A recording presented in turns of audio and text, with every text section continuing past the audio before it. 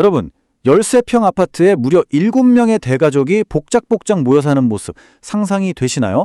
자, 오늘 파이처블 이야기는요. 국토교통부가 2026년 5월 11일에 공식적으로 탈탈 털어 공개한 아주 흥미진진한 청약시장의 미스테리입니다. 과연 어떤 기상천외한 꼼수들이 있었고 정부는 이걸 또 어떻게 귀신같이 잡아냈는지 지금부터 저와 함께 하나하나 짚어보시죠. 일단 진짜 기가 막힌 이야기로 시작해 볼게요. 서울에 있는 아크로드 서초 청약 당첨자 절반이요. 만점을 받았거든요.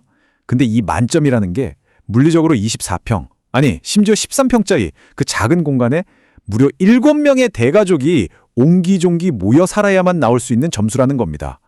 상식적으로 이게 현실에서 말이 된다고 생각하시나요?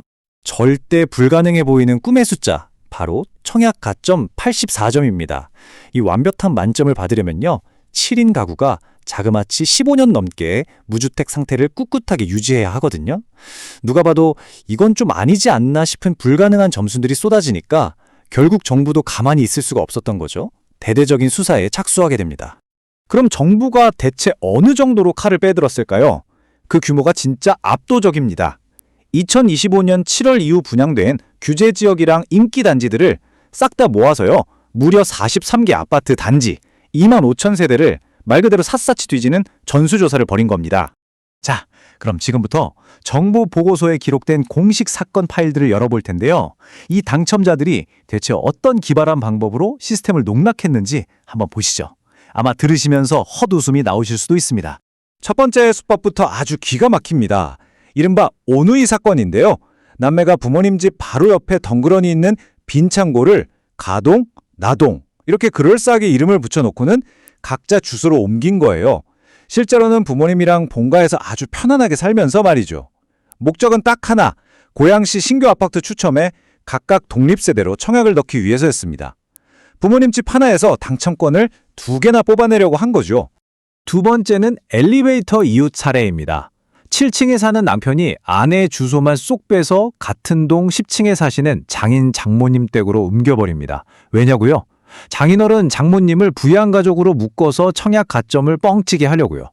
놀랍게도 이 꼼수가 통과돼서 기적처럼 서울 신규 아파트에 당첨이 됐습니다. 아니 엘리베이터 타면 매일 인사하는 가족인데 서류상으로는 완전히 남남인 척 둔갑을 한 겁니다.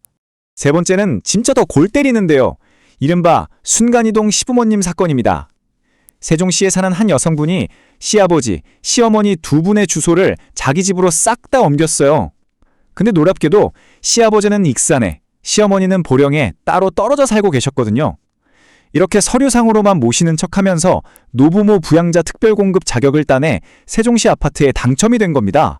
네 번째 사례는 그야말로 물리적 한계에 도전하는 케이스입니다.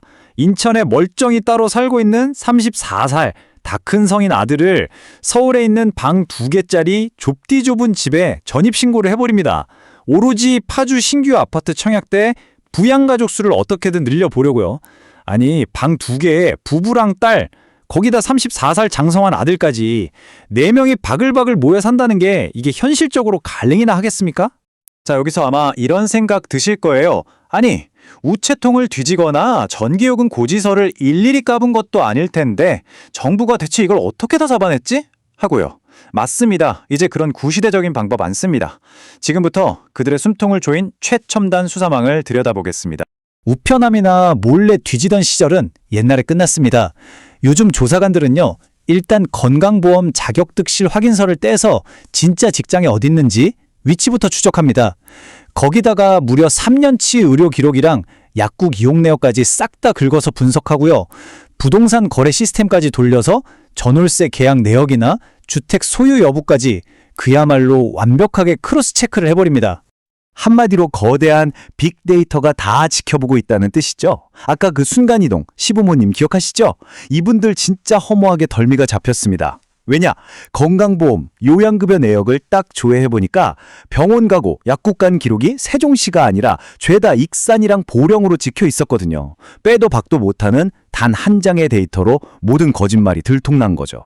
어설픈 꼼수들 들으면서 아까는 헛웃음이 나셨을지 몰라도 조사가 다 끝난 뒤에 이들을 기다리고 있는 그 엄벌의 대가를 보시면 아마 싹 정색하게 되실 겁니다. 이렇게 얄팍하게 위장 전입을 하다 걸리면요. 그 순간 바로 범죄자 신세가 됩니다. 최대 3년 이하의 징역을 살거나 3천만 원 이하의 어마어마한 벌금을 물어야 하고요. 당연히 애써 당첨된 계약은 공중분해되죠. 게다가 향후 10년 동안은 청약 근처에도 못 가는 족쇄를 차게 됩니다. 말 그대로 집도 날리고 전과자 딱지까지 붙는 겁니다. 근데 여기서 제일 치명적인 숫자가 하나 있습니다. 바로 10%인데요.